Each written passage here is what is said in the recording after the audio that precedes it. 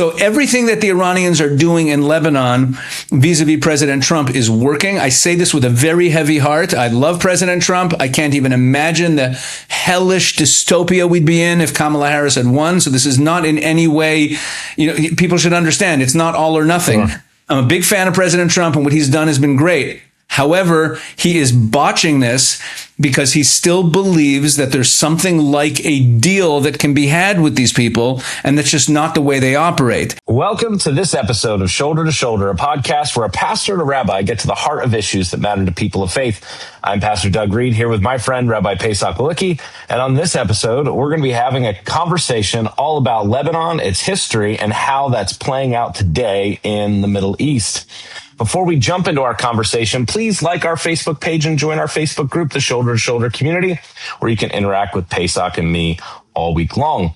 The best way to support this podcast is to come on over to Patreon and subscribe to our Shoulder to Shoulder page. For just $10 a month, you're helping us bring this message of shoulder to shoulder to more and more people all around the world.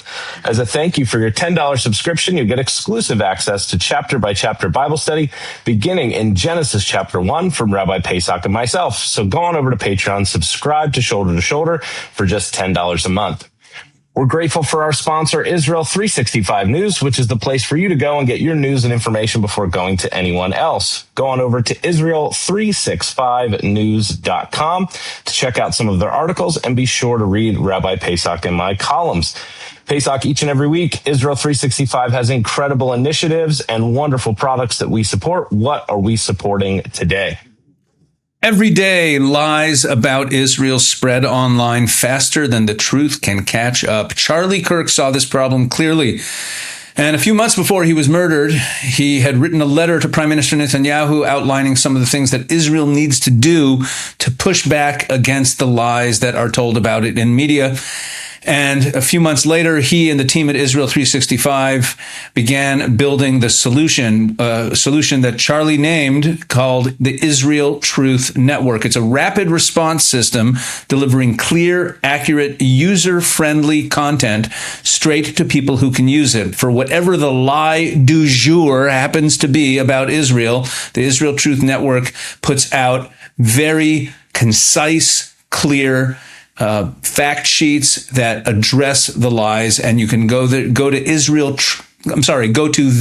IsraelTruthNetwork.org, all one long word, the IsraelTruthNetwork.org, and sign up for daily briefs and join the fight for truth. When you get to the website, you look in the top right corner, there's a button that says sign up for the truth, and you'll see that there are all the recent fact sheets. For example, one of the recent ones was that Marjorie Taylor Greene claimed that Israel destroyed a monastery in Lebanon, which was false.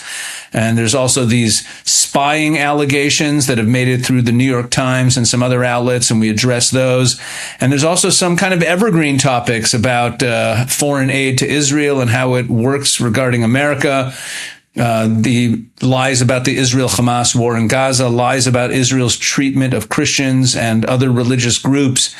And there's a wealth of information there. And, you can really gain access to very simple facts, talking points, pushing back against the lies. And we're all involved in these conversations. People spread lies about Israel. And if you want to know where to go to find the answers for all those challenges, all those conspiracies about Israel, you can find it at theisraeltruthnetwork.org. Super important. We want you to have the most factual information. So go on over there and check it out. Well, Pesach, we are in the midst of, both of us could get a siren during this podcast as Iran has begun shooting missiles back at Israel, and I am in Missouri and we are under a tornado watch right now. So we'll just keep recording, even if one of us has to, you're going to run to the bomb shelter and I might have to get the kids and go to the basement.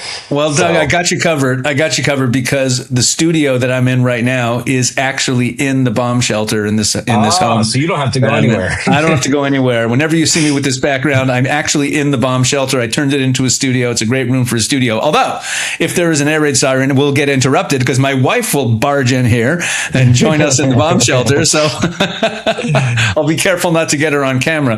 But yes. So it was interesting. Let me just share a little bit. Yesterday when the Iranians started launching rockets at Israel and there were air raid sirens all over the country, we got one where I am now. And where I happen to be located is in the south of Israel. I happen to be in Ashkelon. My wife and I are in the process of relocating to Ashkelon. And in about a year from now, we'll be here full time. We now split our time between Beit Shemesh and Ashkelon. And Ashkelon is really far south. So when there's rocket fire in the north, we don't get air raid sirens. And even when Iran fires ballistic missiles, even during the whole war after February 28th and those 38 or 40 days of rocket fire, Ashkelon got very few air raid sirens because we're just not in the main center of the country. And the Iranians want to get the most bang for their buck, so they always fire the rockets at the most heavily populated center. So if you're in the Tel Aviv area, you get air raid sirens. During that war, they got the air raid sirens the most. And these missiles from Iran were really targeted towards the northern half of the country. And it was a little strange. I was surprised that we got an air raid siren, but it then turned out that the Houthis joined in and the rocket that was fired in our direction was actually coming from Yemen. So yeah, never a dull moment in the Middle East. And the Iranians, decided to lash out. And I think it has everything to do with the topic we're going to discuss today that we'll get into soon about Lebanon. But before we get to that, Doug, give us an update on the Reed family journey through America. Yes, we did a 1,000-mile drive from Buffalo to Missouri. It took 2 days. We were in the car a lot. We stopped in Indianapolis. We stopped in Cleveland. We stopped in St. Louis and got to enjoy some sights. But the most fascinating thing happened in St. Louis. I stopped and saw a friend of mine, Ryan Hart, who you've actually met. He was on a 2022 Eagles Wings pastors trip. And we walked to the Western Wall. His roommate and Elijah Page were on our podcast that night, sitting in the park. But Ryan was with us on that trip. And so I shot him a text. I was about an hour out from St. Louis. And I was like, you know what? He pastors in St. Louis. I wonder if we could, grab lunch or say hello. We need to stop anyway and use a restroom. So I shot him a text and he was like, you have to stop by. So came to his church. He has a brand new building, gave me the nickel tour. We got out, used the restroom, and he insisted, let me take you guys to lunch. So we go to this nice restaurant not far from his church. I sit down. It was great to be out of the car. The kids, we order some food and we were just catching up. I was telling him about moving to Israel. He was telling me about the, new stuff going on in his church. And while we were sitting there, he had a hat on that said he still does miracles. And I had a hat on that said pray. And there was this group of retired, probably in their 60s or 70s gentlemen sitting there, and they were wrapping up their lunch as we had just ordered our food. So they came over and one of the gentlemen struck up a conversation, said, wow, I really like your hat. We must share similar values. And Ryan said, oh, well, I pastor the church down the road. This is my friend, Pastor Doug. He's pastored in Buffalo these last few years and is now moving to Israel. And he said, oh, my goodness, what are you down here for? And I explained, I said, I'm going to some denominational meetings in Springfield. I'm just passing through. And I reached out to my friend to grab lunch. And he goes, well, you guys are not paying for lunch today. My friends and I are going to buy you lunch. And he yelled over to his buddies and said, hey, these pastors are coming through. We're buying lunch today, boys. And this was not a cheap bill. I mean, there were 10 of us at the table, including my kids. Ryan had brought some of his church staff. And this was a rather nice restaurant. And so he invites his buddy Andy over, who shook all of our hands and said hello. And I didn't put two and two together just yet. And so we continue with our meal. They wrap up and he says, hey, when you guys are done, we'd love to hear about what you're doing. We really want to hear about Israel.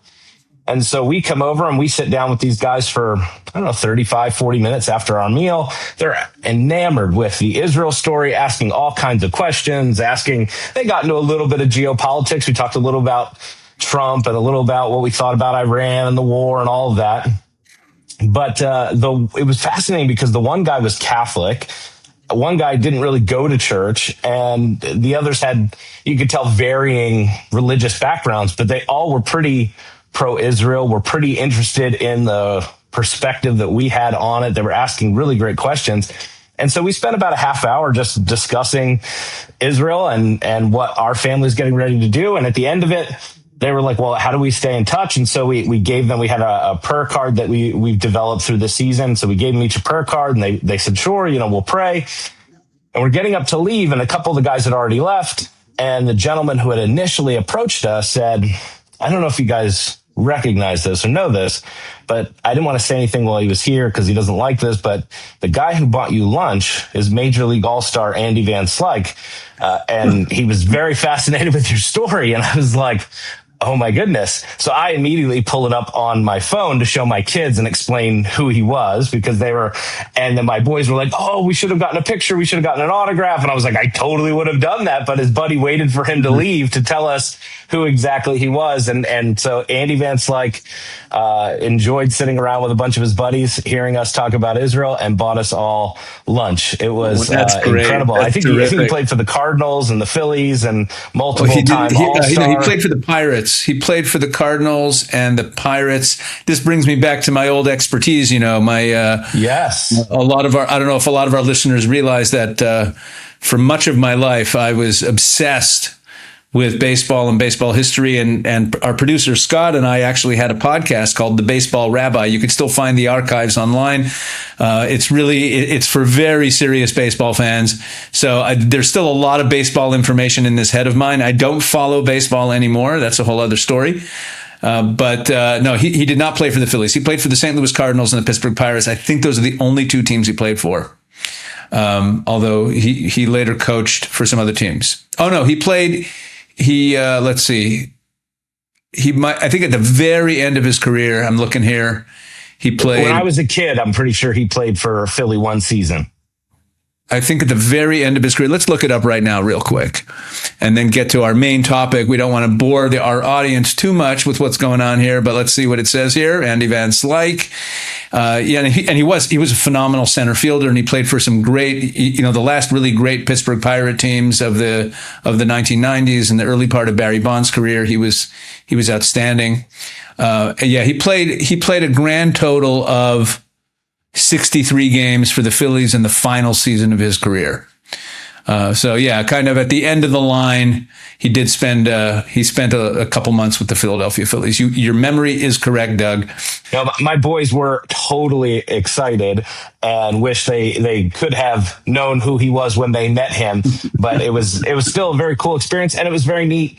Just a random restaurant bar in St. Louis, sharing the Israel journey with people and finding allies along the way and people that are championing this cause. And I thought it was absolutely incredible.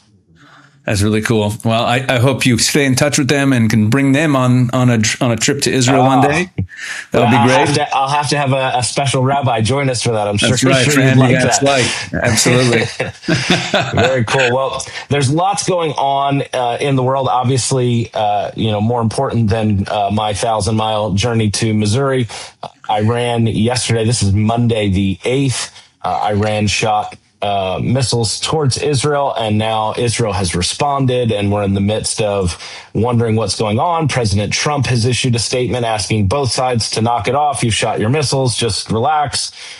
It seems as if Israel's not going to tolerate any further aggression, regardless of what President Trump says. And so it's a very volatile time right now, moment in the Middle East. But it all began because, according to Iran, Israel took out some Hezbollah leadership and shot some, sent some airplanes, sent some drones and whatever else towards Beirut and handled some things there. What exactly is happening? What have you been going through? You mentioned Ashkelon, you having to go to the bomb shelter because of missiles from Yemen. But how are you doing, and what's happening on the ground? Oh, we're doing fine here. In terms of what's happening on the ground, I do currently have a son in Lebanon, and Hezbollah has been firing at us. Has been firing at Israel since the official ceasefire with Lebanon, with Hezbollah, began on April 17th, about a week after the ceasefire began between the United States and Iran. And ever since then, Hezbollah has fired literally thousands of rockets and drones at Israel, even though we're officially in a ceasefire. And President Trump has been trying to tie Israel's hands. Strategically speaking, I'll just say very briefly, but I'm going to get back to this at the end because I have a lot to say about this situation. I think President Trump is completely miscalculating the handling of Lebanon. because by trying to tie Israel's hands, because he believes that he has a better chance of getting a deal with the Iranians, he's actually handing a gift to the Iranians. Because the Iranians aren't really interested in making a deal. They're interested in showing that they have leverage, showing that they still have some power. And when President Trump tells Prime Minister Netanyahu to de-escalate, he's actually making it, he's giving leverage to the Iranians and taking it away from himself. If, on the other hand, President Trump gave a free hand to Israel to hammer Hezbollah, that would actually put pressure on the Iranian regime in the same way the blockade that President Trump put on the Iranian regime puts pressure on them. The fact that, look, let me back up. The Iranian negotiating strategy, and it's not just in this one negotiation. You can go back decades and see that this is always their negotiating strategy, is to always give whoever they're negotiating with a sense that a deal is potentially coming if the conditions are just right. And they kind of lure them along, and they drag things out, and they play for time. Why do they play for time? Why does time necessarily benefit them? Well, because they know how Westerners think. And they know that when Westerners are in a negotiation, it's just the way their brains work. Westerners believe, number one, that compromise for the sake of a deal is a virtue. And that's not how Persians think. That's not how they think in that part of the world. And they don't view compromise as a virtue and as trust building. They view compromise as a sign of weakness, that you don't have the resolve to be victorious, and that's why you compromise. But they know that because Westerners believe in compromise principally, that if they wait and simply wait and simply wait and wait and wait and then wait a little bit more and keep kicking the can down the road, the longer things drag out, the more Westerners are inclined to reevaluate their position and maybe look for areas where they can compromise and say, well, it's gone on so long, we're at an impasse. Maybe if I just modify this demand or modify that demand or give in a little bit on this, we can move forward. And then suddenly the Iranians go, oh, yes, that'll give us a breakthrough. And then the Westerners get all happy that they've made a breakthrough. And then the Iranians string them on a little bit more with the next demand. That's the way they operate. And that's what they're doing in this deal here. How do you break that? You break that by making time not work to their benefit. The only way for time to not work to their benefit is if, number one, you're really ironclad about not budging from your demands, but even that alone won't do it. The only way to really take the time lever back is to make time work against them. So you do that by doing things like a crippling blockade. And the American blockade, that's another problem, is actually much leakier. And Trump loves to say that it's hermetic and that nothing's getting through. That's absolutely false. There are overland routes from Pakistan that are bringing in goods from China. There are routes from the north that America hasn't handled. There's a lot of ways things are getting into Iran. So it's become leakier as time has passed. That's one issue. But also the other way you take it back from them is with Israel escalating in Lebanon. If Israel is destroying Hezbollah and Iran fears that there's a real chance that they will lose, and there's a real chance that they will lose their iron grip on Lebanon that they've had for decades because Hezbollah is getting destroyed. Their biggest asset outside of Iran is Hezbollah. And if they see Hezbollah getting destroyed, that actually puts pressure on them and leads them to believe that time is not on their side. That's what you need to do. So Trump is completely mishandling this. And the Iranians, I read Iranian state media every day, Doug, and every day they're crowing over the fact that every time Trump criticizes Netanyahu or pressures Netanyahu to back off, they view it as a victory of theirs, that Trump is doing their bidding by pressuring Israel. And creating tension between Israel and the United States is also part of their strategy. So everything that the Iranians are doing in Lebanon vis-a-vis President Trump is working. I say this with a very heavy heart. I love President Trump. I can't even imagine the hellish dystopia we'd be in if Kamala Harris had won. So this is not in any way, people should understand, it's not all or nothing. Sure. I'm a big fan of President Trump, and what he's done has been great. However, he is botching this because he still believes that there's something like a deal that can be had with these people, and that's just not the way they operate.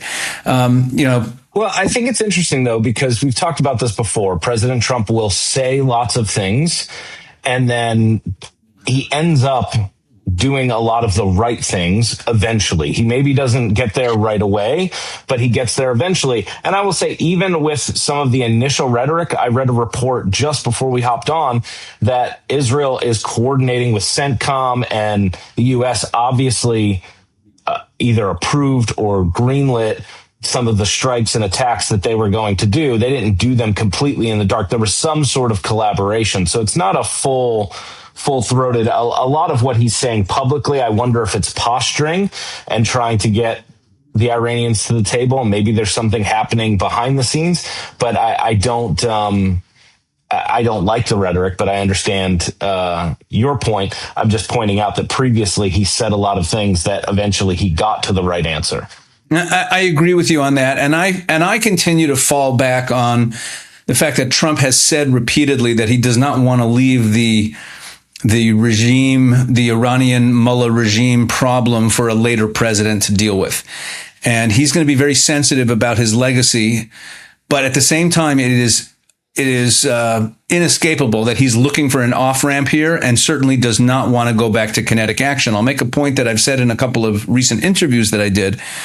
I was on the Aaron Milan show last week, and I said this there, that the incentives to go back to military action are moving in opposite directions for Prime Minister Netanyahu and for President Trump. Let me explain what I mean. As we get closer to the midterms, and also because of polling in the United States and how unpopular military action is,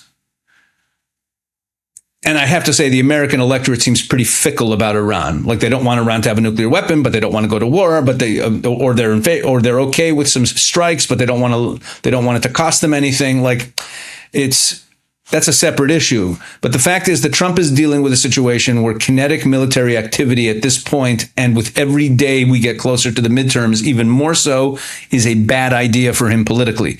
On the other hand, for Prime Minister Netanyahu, it is just the opposite. Just literally, it's the opposite. The closer we get to elections, the more the pressure on Prime Minister Netanyahu mounts to go back to military action and to escalate, because the Israeli public kind of feels like there's unfinished business everywhere. We still have Hamas in Gaza. We still have Hezbollah in Lebanon. We still have the Iran situation is still an open-ended thing. We still have soldiers being killed. And Israelis want more escalation. And this is not a right-wing position. One of the most fascinating things about what's happened politically in Israel since, as this Lebanon situation has really come to a head in the last week, is that with President Trump pressuring Netanyahu not to strike Beirut and not to retaliate now against Iran, all of this de-escalation pressure coming from President Trump, the criticism in Israel politically from the right of Netanyahu and from the left is identical.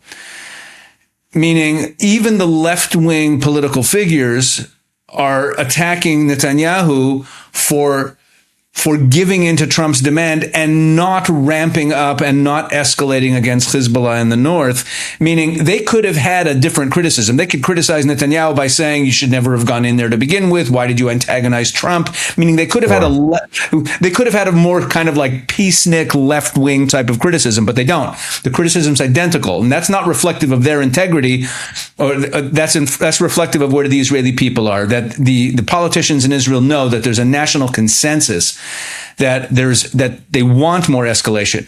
And when you get into electoral politics, Netanyahu's legacy is harmed by him not returning to kinetic action and getting closer to finishing the job in any of these arenas.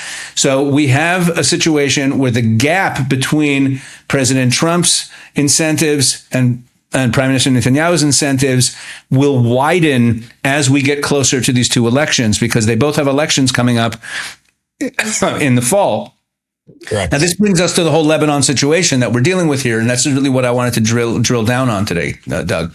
Yeah, well, I was going to say, for some of our listeners, you're probably wondering, what does Lebanon have to do with Iran? You know, Hezbollah is this terrorist organization, but we've said on Shoulder to Shoulder before, Hezbollah is a wing of the Iranian military. While they're a terrorist organization, they are funded, they are ordered by, they are given directions by Iran. And so to understand what's happening in Lebanon wholesale and what President Trump's trying to broker with a peace deal between Israel and Lebanon and a ceasefire and all of this, and what Hezbollah has to do with it in Iran, we need to get into probably some of the history and background to what Lebanon is as a country. When we were thinking about what to talk about on today's podcast, I really felt that the whole issue of Lebanon needs to be talked about, as you just said, in a more historical fashion to really give the background information. Because one of the problems with all the headlines about this is that everyone talks about the immediate. Oh, Hezbollah refuses to disarm. The Lebanese president and prime minister are calling for them to disarm, and Lebanon's negotiating with Israel for some sort of peace deal. But Hezbollah is also there, and they're refusing. And the Iranians say that they want Israel to stop striking Hezbollah. Blah, blah, and that's all the day to day. But why can't the Lebanese government get rid of Hezbollah? What is the relationship between them? So this is why I want to take a step back. I want to spend a few minutes. And I made a video about this on the Israel 365 News YouTube channel. So some of our listeners might have seen that video, but it was months ago. And it really bears repeating, especially with Lebanon becoming so central to everything going on now. So if you'll indulge me, I'm going to go ahead and start explaining what this is all about. So in order to understand why Lebanon is such a chaotic mess, we really need to go back to the beginning and to understand their governmental structure. Now, there are elections in Lebanon. It's technically a democracy, but as you'll see as I explain this, it's a democracy. If you can call it a democracy, it's a country. It is a governmental structure that is unlike any other in the world. So let's start with this. Up until World War I, there was no such thing as a country called Lebanon. And when I say there was no such thing, that's not a temporary thing because they got invaded and taken over by someone else. There was never any such thing as a country called Lebanon, just like there was no such thing as a country called Syria. There was no such thing as a country called Iraq. There was no such thing as Jordan. All of these countries that we know today as the Middle East, all these borders between these different countries that we're familiar with did not exist for centuries and centuries and centuries. This whole area was just this open area that was part of, well, at least from 1516 till the early 20th century, this area was part of the Ottoman Empire. Before that, there were various other groups that passed through here and took control of it for a period of time, but there were no clear borders. There was certainly no nations. There was no states. Okay, and that's so important to remember. Let me say this very clearly. Before the 1920s, there was no one in the world who ever said, I'm Syrian, or I'm Iraqi, or I'm Jordanian. There was no such thing. Those are not ethnic groups. Those are not religious groups. Those are not identities that everyone ever said they had. Those are the names of geographical regions, mountainous areas, desert areas. They have names.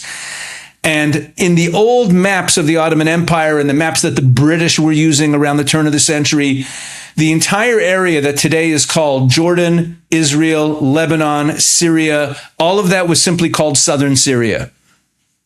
Okay, and Syria was just the name of a region. And so they identified more with their tribes, more with their ethnicities than exactly. they did. Well, and there was no real borders. People could move around freely within the Ottoman Empire, which is another thing. Like, when people talk about this goes into another topic, which is, the Palestinian people, which is like, there were no peoples. There was no Jordanian people. There was no Syrian people. There was no Lebanese people. These people groups didn't exist. It was just there were people who moved around within the Ottoman Empire, and there were different regions. And there were different Ottoman officials who governed different areas with different towns and sort of kept control of them. But there were no borders here. When the Ottoman Empire fell at the end of World War I, the British and the French carved up the area.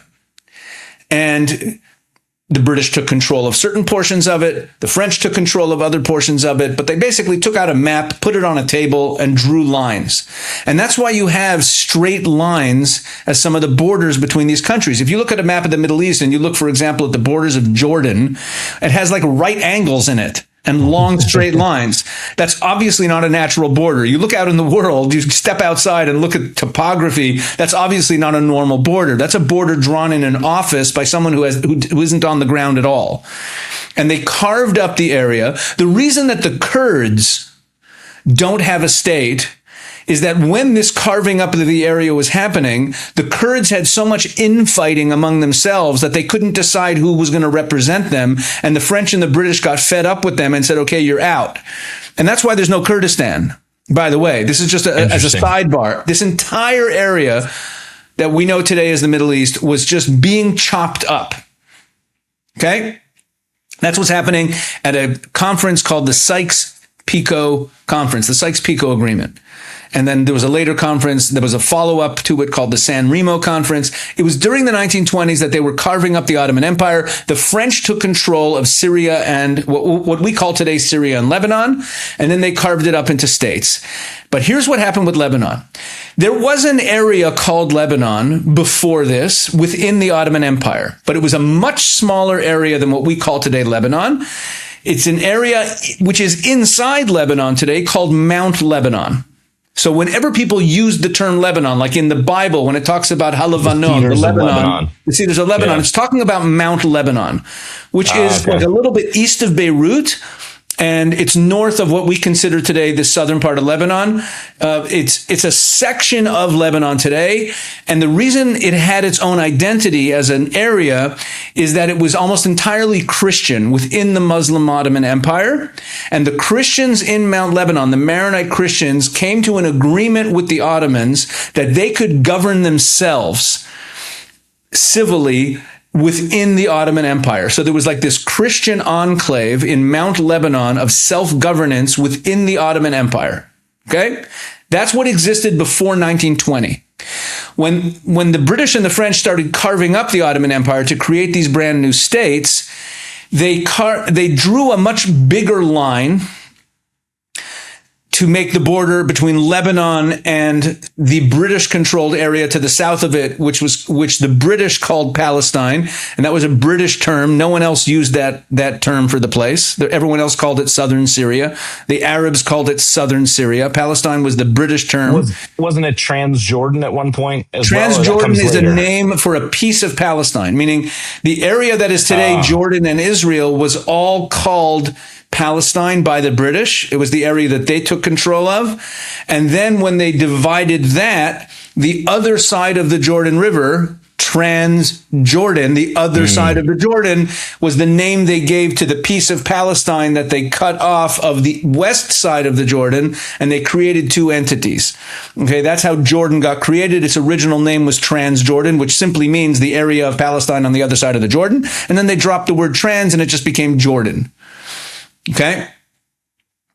Right? And Transjordan, as Scott points out, has a biblical heritage to it, because the area during biblical times, the tribes of Reuven, Gad, and half of the tribe of Manasseh lived on the other side of the Jordan in an area called Ever HaYarden in Hebrew, which literally means Transjordan, the other side of the Jordan. But anyway, that's the other side of the Jordan River. That's Palestine. North of Palestine, you have Lebanon. North of Palestine, you have Lebanon and Syria, right? So the Lebanon piece, what did the French do? They drew a much bigger line around Mount Lebanon, which included also the Bekaa Valley to the east and to the south of it. It included the area south of Tyre, going all the way down to where the border with Israel is today, and some areas to the north where there's other Muslim groups. And by doing that, they said this is the new country called Lebanon. But the Christians there were furious, because now they're lumped in with all these Muslims, these Sunnis and Shiites and Druze and others, and it's going to dilute their Christian identity, and they're not going to be able to be in control of their own fate anymore. So they were furious. So what the French did was they said, okay, we're going to create a form of government that's going to ensure that the Christians will always have power. And they created here's what they created there. And this is where it gets really nutty. So pay attention. All of you listening, pay close attention to what happens here. It's a little crazy. So they set up a legislature, like a parliament, but they divided the number of seats in the parliament exactly 50% Christian and 50% Muslim. Now, you might be asking yourself, what do you mean they divided the seats in parliament? Don't you have an election and then you can determine how many seats we have for each party? What does it mean they divided the seats in parliament? By the way, Doug just lost electricity. We know that he was on a storm watch, a tornado watch, so he just lost power. So now it's just going to be me for a little while explaining this whole background of Lebanon. So listen to what happened here.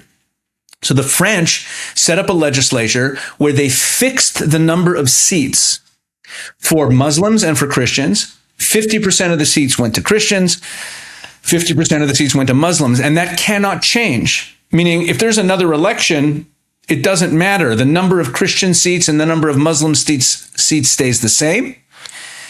And they then divided up the Muslim seats into a bunch of seats for the Sunnis and a bunch of seats for the Shiites and some seats for the Druze.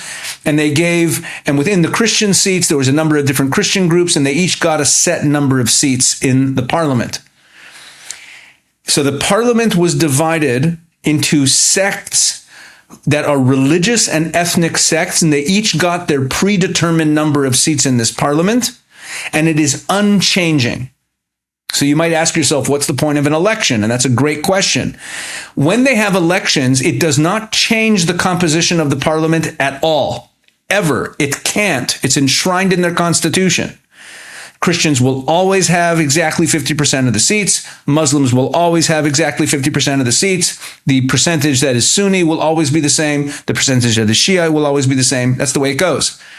The only thing you're voting for when you vote in Lebanon is which people are going to represent your sect in the predetermined number of seats that you have in the parliament. That's it. Doug, it looks like Doug might be back.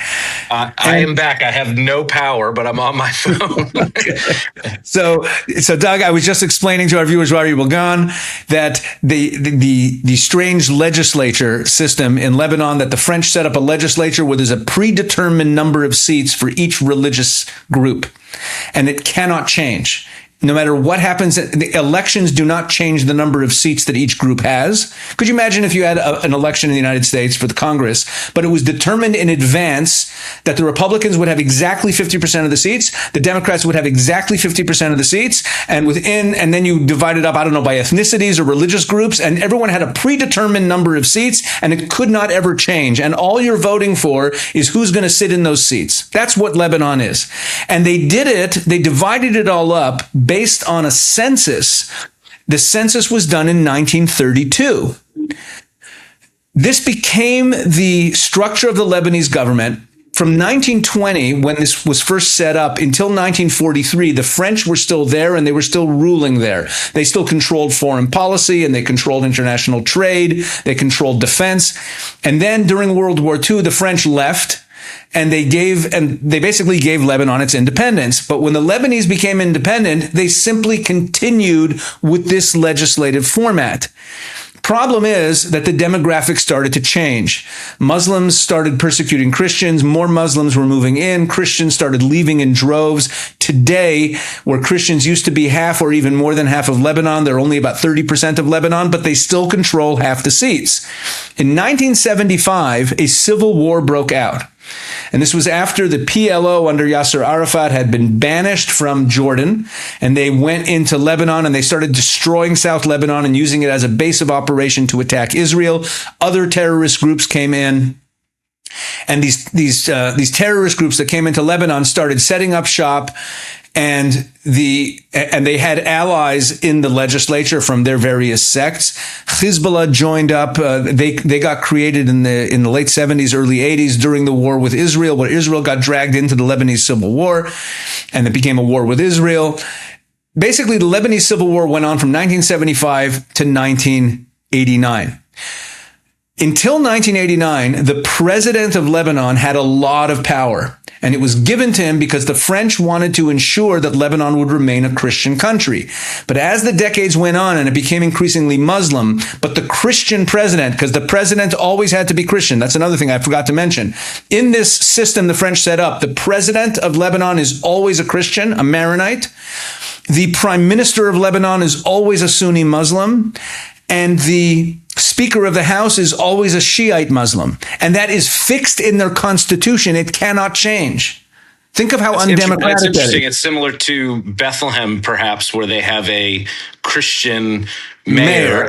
They have certain districts in the Palestinian Authority that are required to have a Christian in leadership. Oh, but this is far worse than that, Doug, because having a certain, saying we need to have a Christian mayor is one thing. Saying that the entire legislature of the country has a fixed number of seats for every sect that can never change in any election, no matter what, and everyone in the country votes according to their ethnic or religious sect. You can't change. Right? You're stuck in your sect and that's who you vote for. And you can never change the composition of the legislature. The demographics of the country have changed tremendously in the almost 100 years since that last census, but it doesn't matter. A civil war broke out and the Muslims were basically like, we have no power because most of the power was given to the president. The prime minister and the speaker had much less. So the Maronite Christians had an outsized amount of power. The civil war breaks out. And Lebanon descended into chaos that it has never emerged from, because during the course of this civil war, Hezbollah got created. They basically took over Lebanon. How did they take over?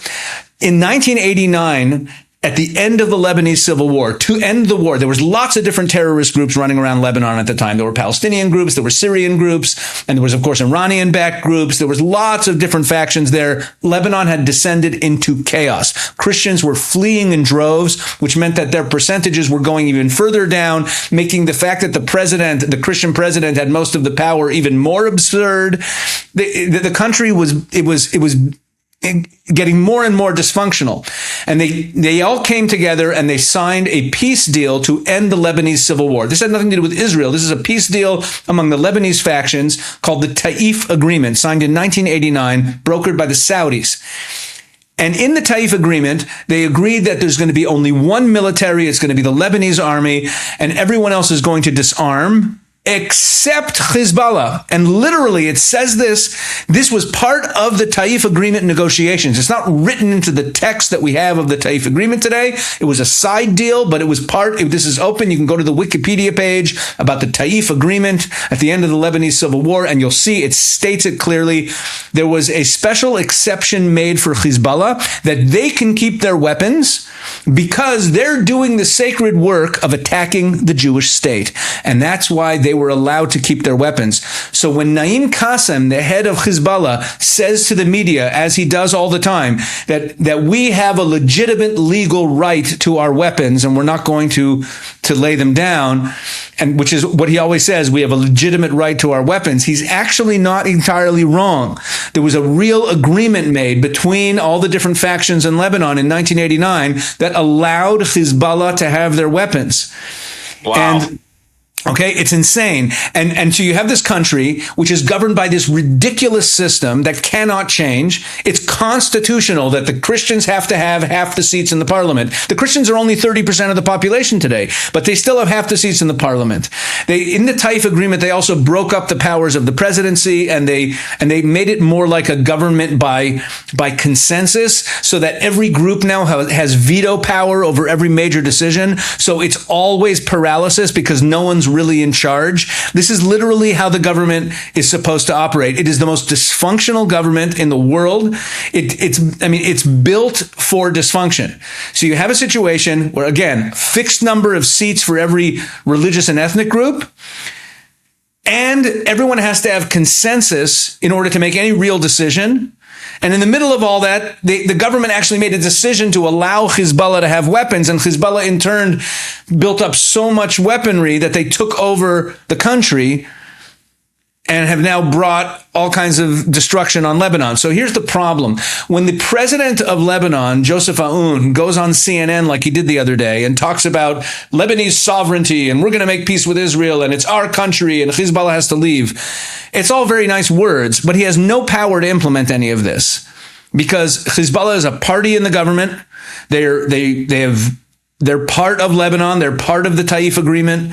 They're there, and no one's about to unseat them. The Lebanese army does not have the ability, nor does it have the will to take away Hezbollah's weapons.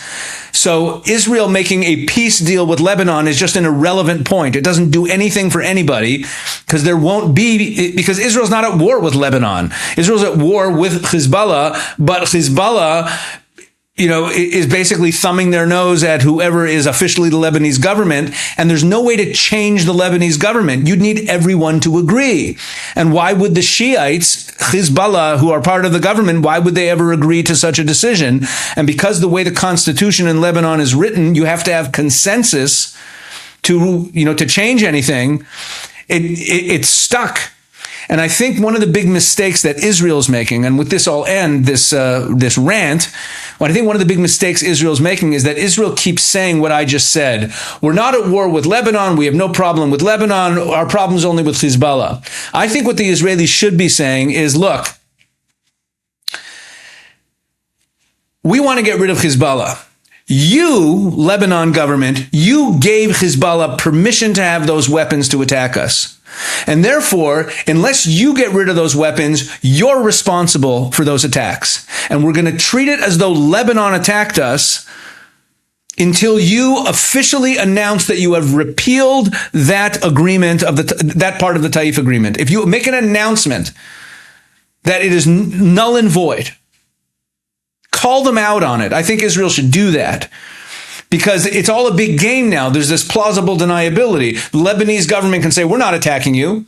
And Hezbollah is a separate non-state actor. But then when Israel attacks Hezbollah, everyone's like, oh, don't attack Lebanon. What are we supposed to do? Just imagine, here's the analogy, Doug. Imagine that the cartels in Mexico started attacking towns in Texas militarily. Yeah. And the Americans started retaliating against the cartels. And then we found out that there was actually a government decision made by the Mexican government to approve of the cartels having their weapons because we hate America so much that we applaud the cartels for attacking America. Yeah, it's insane. Wouldn't America obviously hold the Mexican government responsible for those attacks under those circumstances? That's Absolutely. Where we are right now. So the Lebanon situation it's ridiculous, and it's also why Iran has so much power, because Iran basically controls one of the factions in the Lebanese government, and that faction is the Shiite faction. So they call the shots, and that's where we are today. Wow. That's a tough spot for Israel. It's a tough spot for the world to be in. I just think that what are you going to do? At some point, is there going to be a split in Lebanon? At some point, are they going to have to reform from the inside? There has to be something, because it's not tenable moving forward. How do you deal with that? Well, this leads into a bigger question, which is, what stable governments are there in the Middle East? There are stable governments. But the stable governments in the Middle East are not democracies. The stable governments in the Middle East are families, like the Saudis, the Qataris, the Emiratis. Even Jordan is somewhat stable. You have a king, you have a royal family that kind of controls things. The countries in the Middle East that are not governed by a royal family are generally chaotic messes, like Egypt, like Syria, like Iraq. Lebanon is its own unique type of mess because of everything I just laid out to you. It has its own unique aspects of the mess that it is. And that's why it's never had a dictator. Like you see that Syria, Egypt, like these other countries, almost every country in the Middle East has a dictator. How come Lebanon never became a dictatorship? Well, because it's really just been a chaotic civil war with all these different groups. Like Jordan is like 95% Sunni Muslim. It's literally that high. It's a pretty, the population is all pretty much the same. Lebanon is really different parts of the country, different towns. If you tell someone what town you're from in Lebanon, they know what family you're from, they know what religion you have. Different parts of the country are populated by different ethnic and religious groups. And you have this power sharing agreement that the government is based on, this consensus power sharing, which it sounds nice. It sounds like cooperation, but it's enshrined in their constitution and it's unchangeable. And it basically leads to paralysis. So I think one of the big problems that we have in the Middle East is the whole Sykes-Picot agreement that I started this whole explanation with the French and the British carving up the Ottoman Empire, created a lot of problems that we are dealing with and will continue to deal with until someone wakes up and says, maybe we need to disband Sykes-Picot, which I don't think is ever going to happen, but you could actually solve problems. Let me explain what I mean. You have the Druze in southern Syria, who are, and also somewhat in southern Lebanon. And the north of Israel. And then you have the Alawites up north in northwestern Syria and northern Lebanon. And then you have the Maronite Christians who have their regions. And then you have Sunnis and you have Shiites, and they live in their each separate areas, which is a good thing. The good news is they live in their separate areas. And then you have the Kurds in northeastern Syria and in parts of Turkey and Iraq. If each of these ethnic groups could govern their own affairs civilly and have their own law enforcement and their own security set up internally, but have some sort of federation system where they're sharing in terms of currency and foreign trade and foreign affairs, if we get creative that way, you could actually create a peaceful situation where they're not trying to kill each other and oppress each other. But when you draw artificial lines, paying no attention to who the different groups are and where those lines are going and how they're cutting up populations, you create problems. And we're dealing with these problems. All the problems in Syria, they all stem from this. The problems in Lebanon stem from this. It's a big mess. Yes, and it's a huge mess. And that's why, Shoulder to Shoulder family, we need you to pray. We asked you to pray at the beginning when October 7th broke out. It's so important for you to read the Psalms and to prepare your heart and pray. Because at some level, man can do a lot of things, but it's ultimately going to be the kingdom of God on the earth that's going to fulfill this and going to bring peace to the Middle East. Ultimately, that's what we're all longing for. And we can also pray for the Reed family to get electricity back out there. Yes. This is the commitment of Shoulder to Shoulder. For those of you who are just listening, I'm standing holding my phone and my microphone right now at a window so you can see a little bit of my face that keeps lighting up with the lightning because we're under a tornado watch right now. I have no power and I don't know how I'm going to shower and get ready for my day. Pesach's in a bomb shelter. He built a studio in a bomb shelter because no tornado, no missile will stop Shoulder to Shoulder from coming to you each and every week. Amen. Amen, Doug. Well, thank you all for listening. Like, rate, share, subscribe, all those things. Come on over to YouTube, Facebook, everywhere else. We love you, Shoulder to Shoulder family. And next episode, God willing, I'll have power and we'll be rocking and rolling full steam. Amen.